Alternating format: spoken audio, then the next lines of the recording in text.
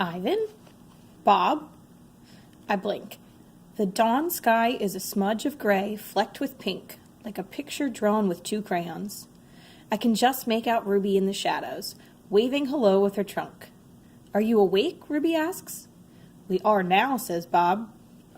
Aunt Stella's still asleep, and I don't want to wake her, because she said her foot was hurting, but I'm really, Ruby pauses for a breath, really bored. Bob opens one eye. You know what I do when I'm bored?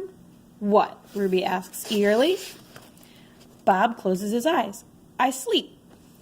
It's a little early, Ruby, I say. I'm used to getting up early. Ruby wraps her trunk around one of the bars on her door. At my old circus, we always got up when it was still dark, and then we had breakfast and we walked in a circle. And then they changed my feet up, and that really hurt. Ruby falls silent. Instantly, Bob is snoring. Ivan, Ruby asks, do you know any jokes? I especially like jokes about elephants. Well, let me see. I heard Mac tell one once. I yawn. How can you tell that an elephant has been in the refrigerator? How? By the footprints in the butter. Ruby doesn't react. I sit up on my elbows trying not to disturb Bob. Get it? What's a refrigerator? Ruby asks. It's a human thing. A cold box with a door. They put food inside. They put food in the door or food in the box? And is it a big box, Ruby asks, or a little box? I can see this is going to take a while, so I sit up all the way. Bob slides off, grumbling.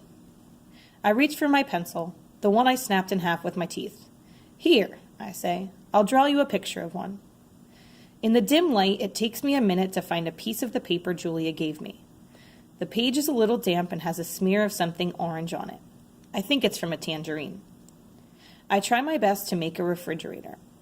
The broken pencil is not cooperating, but I do what I can.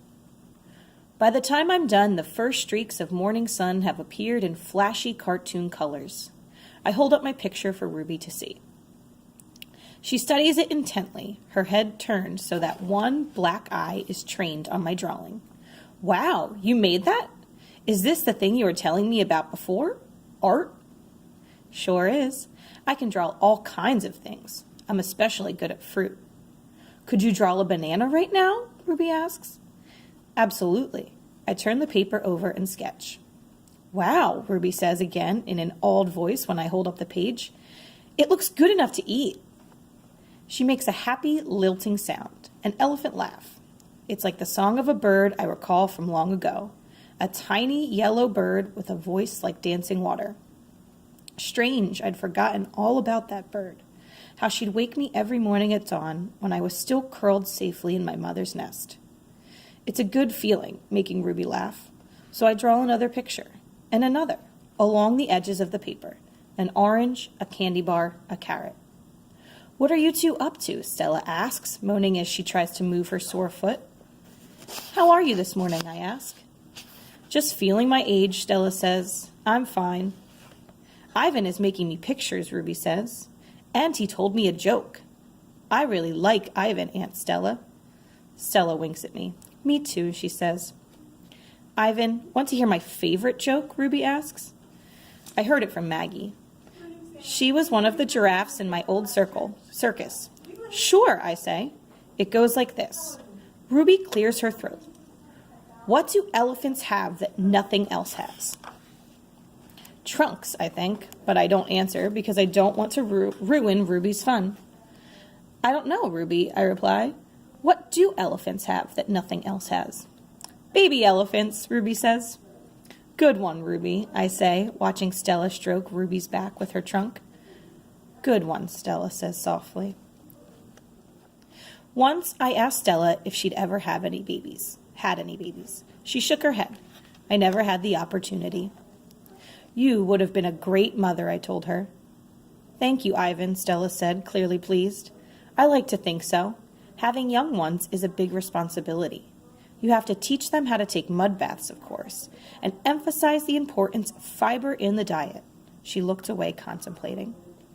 Elephants are excellent at contemplating. I think the hardest part of being a parent, Stella added after a while, would be keeping your babies safe from harm, protecting them. The way silverbacks do in the jungle, I said. Exactly, Stella nodded. You would have been good at protecting too, I said confidently. I'm not so sure, Stella said, gazing at the iron bars surrounding her. I'm not sure at all. The parking lot. Mac and George are chatting while George cleans one of my windows. George, Mac says, frowning, there's something wrong with the parking lot. George sighs. I'll take a look as soon as I'm done with this window. What's the problem? There are cars in it, that's what's wrong. Cars, George! Mac breaks into a grin. I think things are actually starting to pick up a bit. It's gotta be the billboard. People see that baby elephant and they just have to stop and spend their hard-earned cash. I hope so, George says. We sure could use the business. Mac's right. I have noticed more visitors coming since he and George added the picture of Ruby to the sign. People crowd around Ruby and Stella's domain, oohing and eyeing at the sight of such a tiny elephant. I gaze out at the huge sign that makes humans stop and spend their hard-earned cash. I have to admit that the picture of Ruby is rather cute, even if she doesn't look like a real elephant. I wonder if Mac could add a little red hat and a curly tail to the picture of me. Maybe then more visitors would stop by my domain. I could use a few oohs and ahs myself. Ruby's story. Ivan, tell me another joke, please, Ruby begs after the 2:00 show. I think I may have run out of jokes, I admit. A story, then, Ruby says. Aunt Stella's sleeping, and there's nothing to do. I tap my chin. I'm trying hard to think, but when I gaze up at the food court skylight, I'm mesmerized by the elephant-colored clouds galloping past. Ruby taps her foot impatiently. I know, I'll tell you a story, she says, a real live true one. Good idea, I say. What's it about? It's about me. Ruby lowers her voice. It's about me and how I fell into a hole, a big hole. Humans dug it. Bob pricks his ears and joins me by the window. I always enjoy a good digging story, he says. It was a big hole full of water near a village, Ruby says. I don't know why humans made it. Sometimes you just need to dig for the sake of digging, Bob reflects. We were looking for food, Ruby says, my family and I. But I wandered off and got lost and went too close to the village. Ruby looks at me, eyes wide. I was so scared when I fell into that hole. Of course you were, I say. I would have been scared too. Me too, Bob admits, and I like holes. The hole was huge. Ruby pokes her trunk between the bars and makes a circle in the air. And guess what? She doesn't wait for an answer. The water was all the way up to my neck, and I was sure I was going to die. I shudder. What happened then, I ask. I'll tell you what happened, Bob says darkly. They captured her and put her in a box and shipped her off, and here she is, just like what they did with Stella. He pauses to scratch an ear. Humans. Rats have bigger hearts. Roaches have kinder souls. Flies have... No, Bob, Ruby interrupts. You're wrong. These humans helped me. When they saw I was trapped, they grabbed ropes, and they made loops around my neck and my tummy. The whole entire village helped. Even little kids and grandmas and grandpas, and they all pulled and...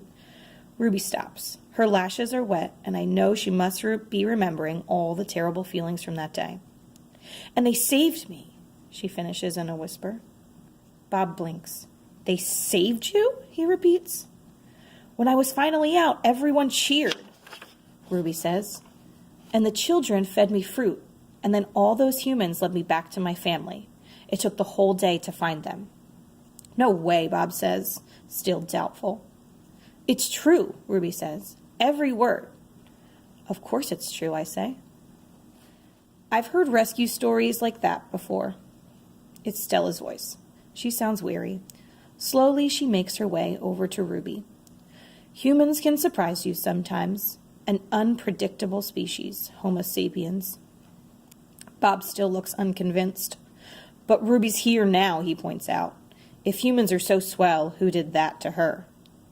I send Bob a grumpy look. Sometimes he doesn't know when to keep quiet. Ruby swallows, and I'm afraid she's going to cry. But when she speaks, her voice is strong. Bad humans killed my family, and bad humans sent me here. But that day, in the hole, it was humans who saved me. Ruby leans her head on Stella's shoulder. Those humans were good. It doesn't make any sense, Bob says. I just don't understand them. I never will. You're not alone, I say, and I turn my gaze back to the racing gray clouds.